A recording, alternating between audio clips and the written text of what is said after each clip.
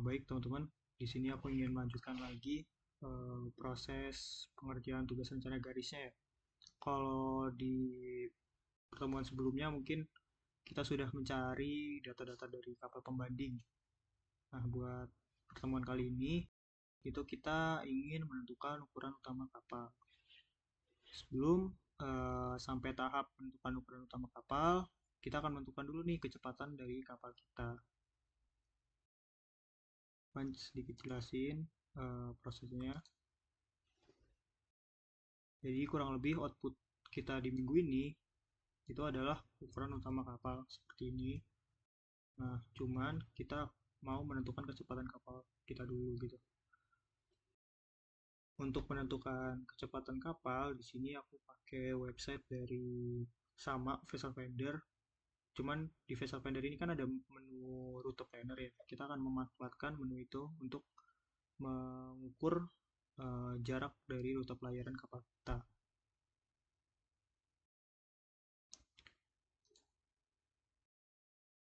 Oke, kita akan menentukan kecepatan kapal kita ya.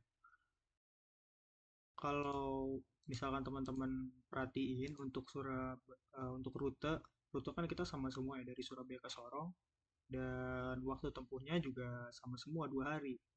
Nah, sekarang kita akan menentukan berapa kecepatan kapal kita gitu supaya dari Surabaya ke Sorong ini bisa sampai 2 hari gitu. Nah, caranya sebenarnya cukup simpel ya, kita cukup membagi jarak dengan waktu. Nah, cuman kan di sini kan kita belum tahu nih jarak dari Surabaya ke Sorong ini berapa. Caranya untuk menentukan jarak, teman-teman bisa buka vessel finder,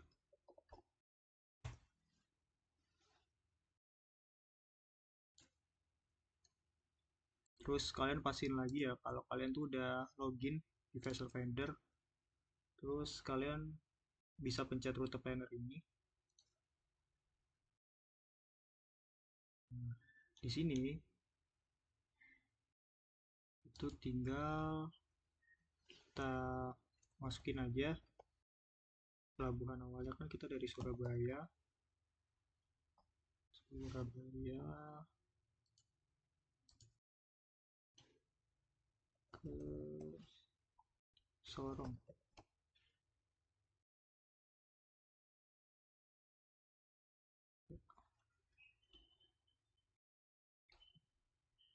Nah, kurang lebih kayak gini ya. Sebenarnya di sini tuh udah bisa ketahuan gitu kecepatan kapal kita tuh perlunya berapa knot. Ini kecepatan kapalnya, ini jaraknya. Nah ini waktu tempuhnya nih. Misalnya kecepatannya kapalnya 21,3 knot dengan jarak 1222 nautical miles, itu durasi perjalanannya akan sekitar 2 hari 9 jam.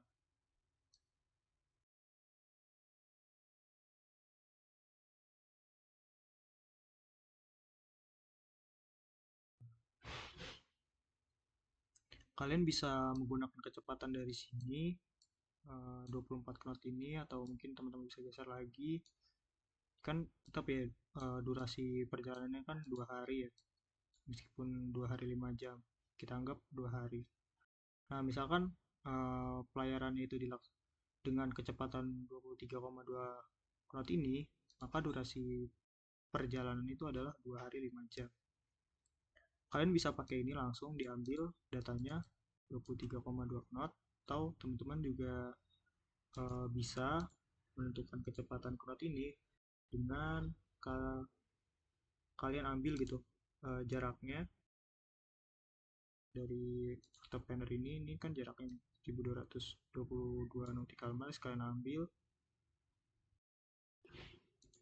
dan masukin ke sini gitu dan kalian tinggal bagi aja jarak ini dibagi dengan waktu perjalanan kapal kalian gitu kan 2 hari ini sama aja 48 jam, jadi udah tinggal 1222 dibagi sama 48, nanti hasilnya adalah jadi 25,5 knot. Dari knot ini ya kita jadiin ke meter per second, jadi 13,09 meter per second. Karena satu knot ini 1,852 km per jam ya. Dan jadinya kalau misalnya satu knot kita jadiin ke meter per second, ini 0,514.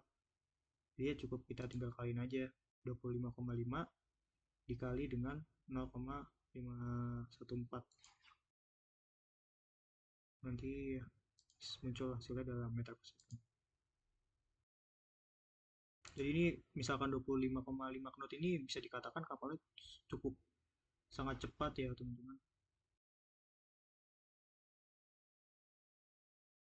Mungkin itu ya buat kecepatan kapal. Baik, teman-teman, setelah kita menentukan kecepatan kapal kita, langkah selanjutnya kita akan menentukan ukuran utama kapal gitu menggunakan regresi. Sebelumnya kan teman-teman udah mencari ya data-data kapal pembanding seperti nama kapalnya, IMO-nya, dan lain sebagainya. Nah, kita akan menggunakan regresi ya nantinya untuk menentukan ukuran utama kapal. Di kurang lebih regresi itu adalah metode statistik untuk menganalisis dan memodelkan hubungan antara variabel dependen terikat dengan satu atau lebih variabel independen bebas. Di tujuannya untuk memahami bagaimana perubahan pada variabel independen dapat mempengaruhi variabel dependen. Jadi nanti kurang lebih ya dari regresi ini kita akan mengambil atau akan mendapatkan ya persamaan matematika antara hubungan dua variabel ini, dan persamaan matematika inilah yang akan kita gunakan gitu teman-teman buat menentukan ukuran utama kapal. Jadi di sini aku bakal contohin satu, misalkan aku mau mencari LOA kapal ya. Kalian bisa pencet aja DWT dan LOA. Oh ya, buat variabel independen ya, itu kita menggunakan DWT, dan variabel dependennya atau variabel terikat itu kita bisa menggunakan LOA, LPP, B, T, dan H. Ini pencet ini aja, terus insert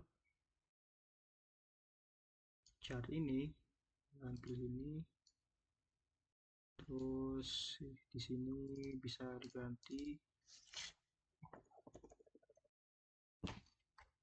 ini misalnya LOA di dalam meter, terus bisa kita tambahin title-nya ada setiap axis kan DWT ya untuk variabel independennya, DWT, terus variabel dependennya untuk variabel terikatnya ini LOA.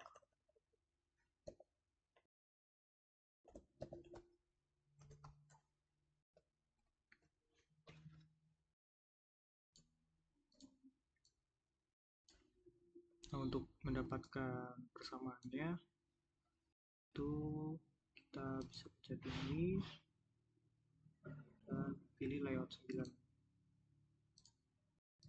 Ini dihapus saja, terus ini digeser, udah jadi kurang lebih seperti itu. Nah, persamaan matematika inilah yang akan kita ambil ya. Ini bisa kalian ambil persamaan matematikanya, habis itu kalian masukin ke Excel. Jadi X-nya ini diganti jadi DWT kapal kalian, jadi bakal ketemu buat LOA-nya gitu.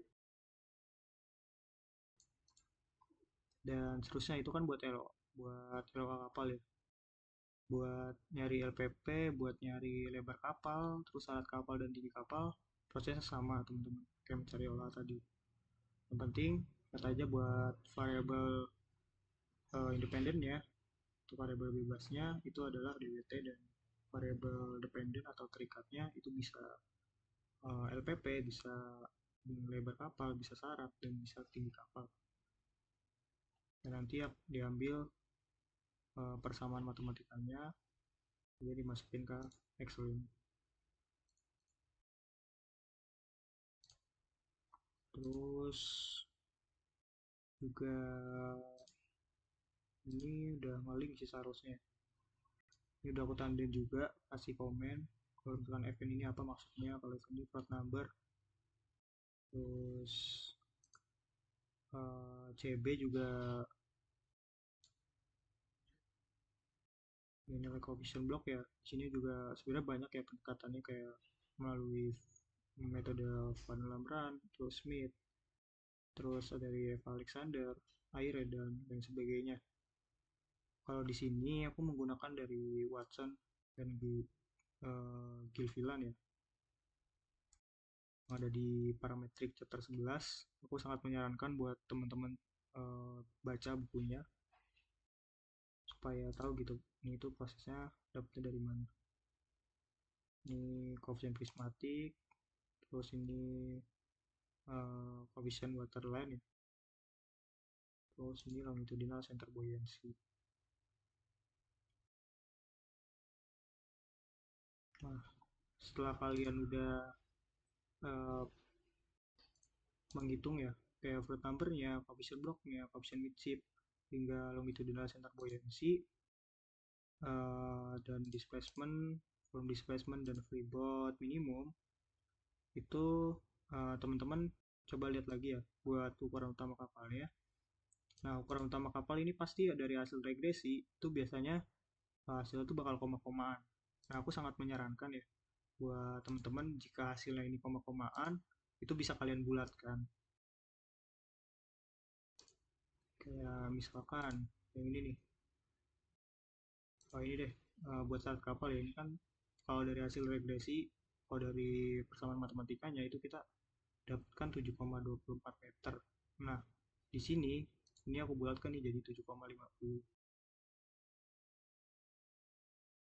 Setelah itu coba kalian setelah dibulatkan ya, kalian cek lagi apakah dari ukuran-ukuran utama kapal ini itu udah sesuai gitu dengan rasio perbandingan ukuran utama kapal.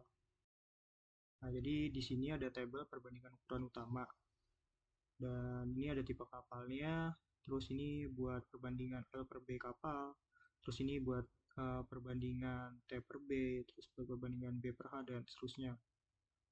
Ini ada range-nya, misalkan L per B ini ada range-nya dari 8,50 sampai 9,90.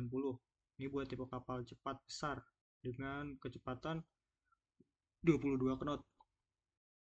Dan ini buat kapal barang besar, L per B-nya ini di antara range 8,90 sampai 9,00 dan seterusnya gitu.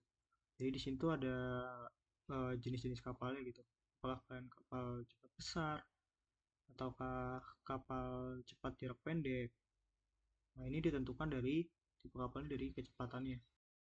Kalau misalkan kita lihat ya dari rute Surabaya Sorong dalam waktu 2 hari dengan jarak 1222 nautical miles, itu kan kita kecepatan kapalnya kan 25,5 knot ya. Itu bisa dikatakan kapal kita tuh cukup sangat cepat. Nah, ini bisa dikatakan kapal kita itu masuk dalam kategori tipe kapal cepat besar ini. Nah, kecepatannya kan 25,5 knot. Karena kalau misalnya masuk ke kapal barang besar ini itu buat kecepatan kapal-kapal 15 sampai 18 knot. Nah, jadi teman-teman cek ya buat perbandingan L per B-nya itu udah memenuhi kriteria atau belum gitu. Dan T per B, B per H, T per H, dan seterusnya. Ini kalian cek teman-teman apakah udah memenuhi gitu buat tipe kapal cepat besar. Kalau misalkan tidak bisa memenuhi semuanya ya, Kalau misalkan ada beberapa kriteria yang di sini itu tidak memenuhi, setidaknya kriterianya itu mendekati ya, punya teman-teman tuh mendekati dari persyaratan dari si tabel perbandingan ukuran utama ini.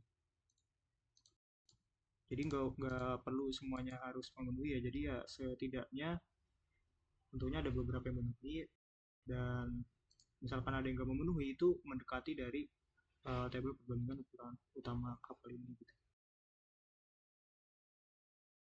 Jadi kurang lebih seperti itu. Nah, nanti misalkan ada beberapa ukuran ya, misalkan perbandingannya tidak sesuai, ini kalian nggak apa-apa gitu mau ubah di sini. Di ukuran utamanya mungkin agak sedikit disesuaikan, entah itu panjangnya atau lebar kapalnya atau tinggi kapal dan lain sebagainya. Itu kalian sesuaikan aja di sini. Supaya apa? Supaya memenuhi gitu dari perbandingan ukuran utama kapal atau rasio perbandingan. Seperti itu sih teman-teman. Jadi nanti hasilnya kalian bakal dapat fixnya ukuran utamanya seperti apa, terus give float number sampai longitudinal center buoyancy, terus displacement kapal ya, terus volume displacement dan pivot. Buat displacement kapal itu gini, ini kan volume displacement ya. Volume displacement sebenarnya cukup kalian kalikan aja LPP kali P kali syarat kapal, terus kali koefisien buat kapal itu berapa. Terus nanti buat displacement tinggal dikali volume displacement dikali 1,025. 1,025 ini adalah massa jenis air laut ya. Jadi nanti akan jadi displacement. Kalau displacement juga satuannya dalam ton, kalau volume displacement meter kubik. Oke, nah setelah kalian dapat ukuran utama kapal, di sini aku mau ngasih tahu juga bagaimana cara kita untuk mendapatkan freeboard ya, freeboard kapal. Nah, buat yang belum tahu freeboard itu seperti apa, nah ini tuh freeboard gitu. Jadi freeboard itu jarak dari ini kan syarat garis air ya, syarat kapal, terus ini tuh main deck. Jadi jarak dari syarat ke main deck ini yang disebut freeboard. Untuk freeboard itu seperti apa? Untuk menentukan freeboard itu pertama-tama kita buka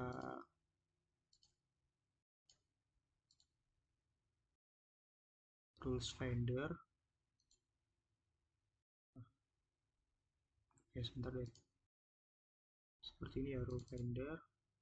Terus kalian pencet aja search, terus kalian ketik freeboard, terus kalian enter. Nah, di sini bakal muncul, kalian pencet regulation 28 ini yang freeboard table.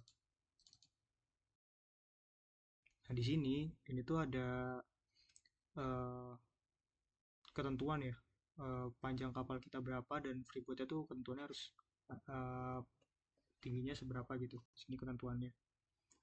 Dan di sini hati-hati ya teman-teman, di sini tuh ada tipe kapal tipe A dan juga kapal tipe B.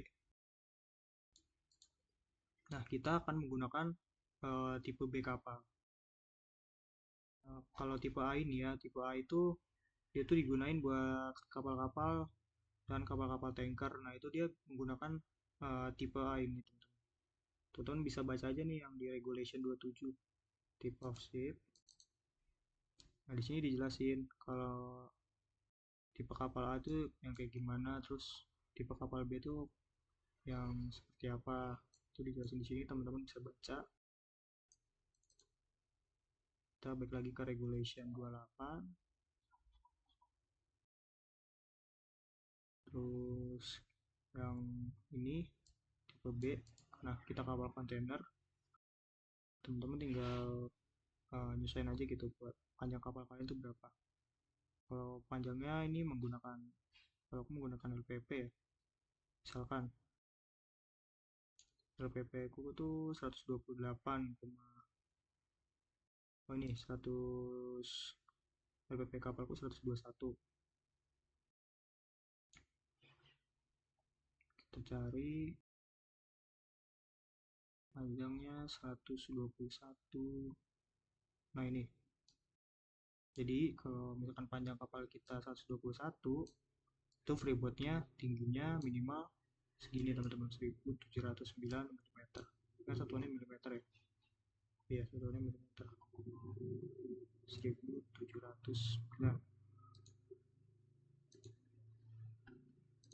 Panjang 1709 mm. Jadi seperti itu ya teman-teman. Kalian bisa buka rule finder untuk menentukan tinggi dari freeboard kalian. Dan ingat ya, kita menggunakan tipe B, juga ini yang milimeter di regulation 28.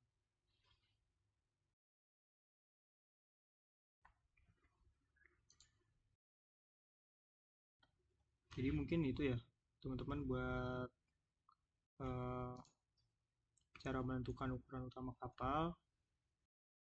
Mungkin seperti itu aja. Kurang lebihnya mohon maaf. Sekian, terima kasih.